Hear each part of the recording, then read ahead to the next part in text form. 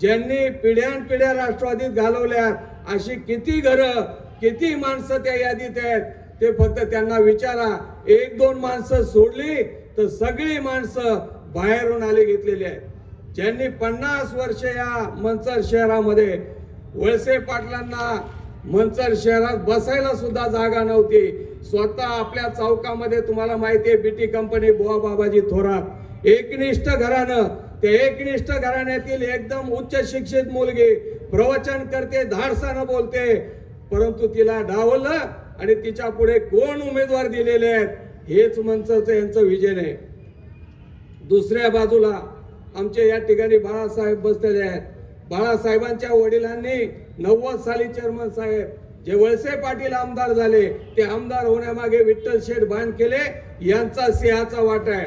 या थिएटर मध्ये बसायला जागा ही विठ्ठल शेठ बांधकेले यांनी दिलेली आहे आणि आज त्यांच्या घरातील एका मुलीला, एका त्यांच्या सुनेला, कांता शेठ बांधकेले यांच्या सुनेला डॉक्टर असणारी मुलगी डावलेली आहे। बांधवांनो, डॉक्टर असणारी मुलगी आणि तिच्या समोर कोण उभं केलेलं आहे ते एकदा पहा।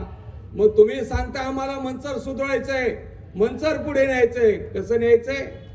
दोन बाहेर यांच्या आशा आहेत चेअरमन, एक बोट मशेरीचं इकडून आणि दुसरं बोट मशेरीचं तिकडून।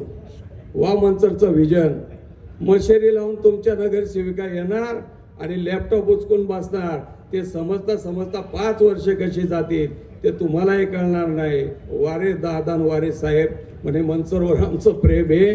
अहो मंचरकरांनो जागे व्हा, यांचं मंचरवर प्रेम हे पुतना वावशीचं प्रेम आहे की दाखवतात एक आणि करतात एक। मंचरचा सत्यानाश करायचा यांच्या डोक्यामध्ये आहे। आतापर्यंत 103 कोटी आणले सांगतायत, हे 103 कोटी रुपये कुठल्या गल्लीत कुठल्या कोपऱ्यात गेलेत कुठल्याही मंचरकरांनी हात वर करून सांगावं। मगाशी वसंतरावांनी काही गोष्टींचा उल्लेख या ठिकाणी केलेला आहे। अनेक कामं झालेली आहेत, त्या प्रत्येक कामा